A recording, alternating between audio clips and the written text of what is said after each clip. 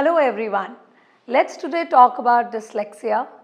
We know this as learning disabilities also. What it looks like and what it feels like for people who have it. The foremost way that we are able to identify dyslexia is when children in school do not do well academically. They are not able to master the curriculum at the same pace. Teachers are usually pointing out to students that probably they are not trying hard enough. Sometimes we may also feel that they are lazy. The foremost reason for that is also that when we speak to them, when we see them in life generally, they look smart, they talk smart, their problem solving skills are pretty good. Usually we also call them badmash because away from academics they are thriving. They are able to come up with ideas.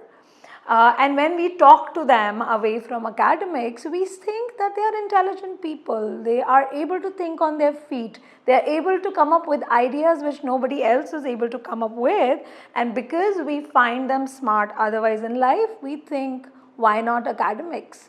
They must not be trying hard enough. They must not be committing themselves to academics. If they only tried, they would crack it, they would know it, and that is one of the reasons the relationships that we as teachers or parents have with children are pretty sore, because we kind of keep telling them that you're not trying hard enough, you're not committing yourself to it, you're being lazy, and invariably the person with dyslexia feels we are not understanding them, we are not appreciating their effort. They feel anger, they feel frustration. When we look at life from the lens of their perspective, a person who has dyslexia, they almost are looking at the print, words written in the books. They are looking at what that looks like. Their brain is working in an overdrive, working so hard to figure out, I remember looking at these letters, I remember looking at this word, but in the pool of the world in my brain, I am not able to figure out what this word is all about. So they may be looking at letters, say A, W, A, K, E. They know this looks very familiar, but it doesn't occur to them that this is awake. For someone who does not have dyslexia, it's same as looking at, say, a device, a mobile phone, and saying this is mobile phone. They would look at the word awake and say this is awake. But for a person who has dyslexia, they will be able to look at the mobile phone or a fan or a chair and say this is chair, but they will not be able to look at that group of letters and say this is the word awake.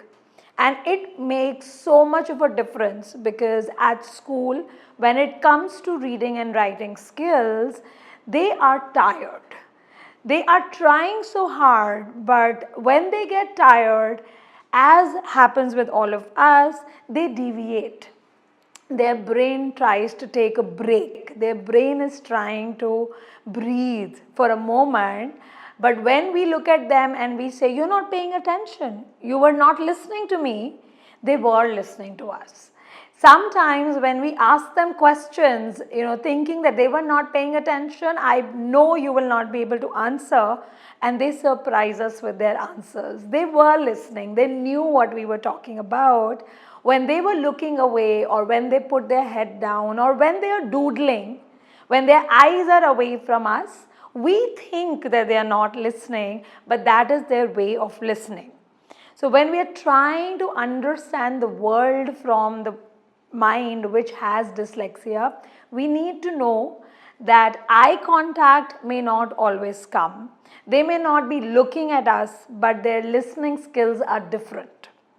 What we need to understand is it is not about what they know or do not know.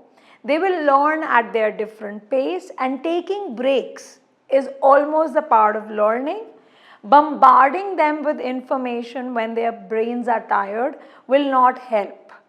If we do the same thing at a slower pace in smaller chunks, give them time to rest in between, give them things to do other than academics, they bounce back with much more energy and they soak in much more information.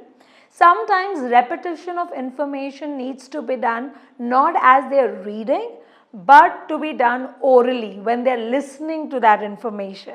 When they listen and then they are able to process that information, sometimes learning is much more permanent than saying sit down with your notebook, read it 10 times, write it 10 times and then you would know it.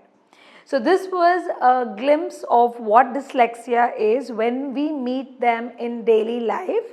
Also to know that dyslexia is not as rare as we may assume. The general prevalence rates from the research studies tell us that anywhere from 8 to 12% of children in a regular school system have dyslexia.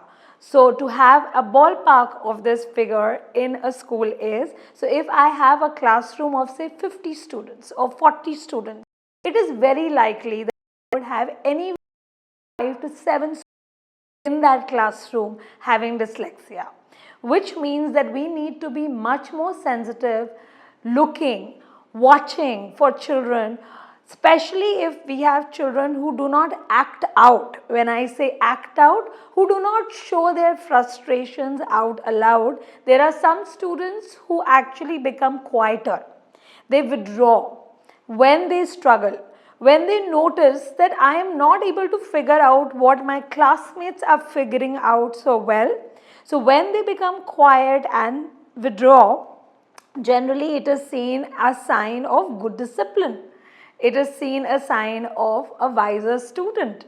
And that's when we need to be watching more carefully that if a student is very quiet or if a student is being too naughty, there can be something else going on, and we as teachers, family, school, society need to watch closer and understand them, pay more attention to what their struggles could be, because they could simply be covering it up, and we need to reach out beyond that facade that they are putting up, whether it is naughtiness or whether it is quietness, just to see what is going on when they come across with studies, when they come to reading, when they come to writing, where is it that they are getting stuck.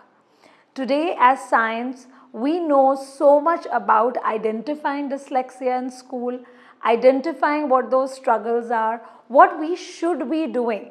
So talking to a specialist is also a way of figuring out where my child is struggling, where the student is struggling, why they are not able to do it, especially if you figure out they are smart to talk to. They are good at problem solving. They understand the larger picture. So we need to know that dyslexia has to do more with how the brain is perceiving the print, what is written on the paper, when the brain is trying to figure out while writing what this word looks like, what letters need to be included. That is where someone is getting confused, and that is all someone is getting confused. When it comes to larger life, doing things, practical things, problem solving in life, getting the larger picture, these students are much more capable of thriving. So we need to include their strengths in the problem and saying, what are you good at? Can I give you more exposure of what you're good at, rather than only focusing on what you're struggling with? And that's when we see them shine up. That's when we see their confidence go up. That's when we see them much more comfortable approaching school, and we also sometimes see them becoming much more enthusiastic about learning when they are successful elsewhere, may not be in academics, but when they meet success, that's when they realize I can do it, and we suddenly see motivation go up. So as family, as school, as society, we can do much more to help them there. This is what dyslexia is, and I would say this to everybody: let's watch out for our students who are struggling in academics.